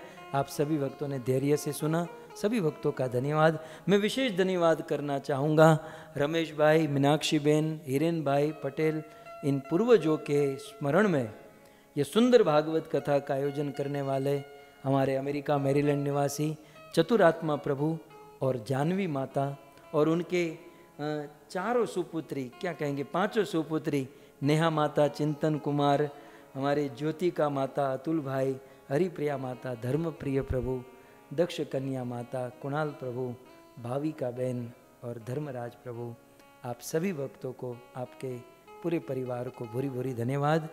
आपके आयोजन से हम शिव जी की गाथा सुन रहे हैं और शिव जी के इस मार्ग पर चलकर भगवान को प्रसन्न करने का विनम्र प्रयास कर रहे हैं। आइए भाव से जय जयकार करते हुए हम आज के सत्र को विराम करें।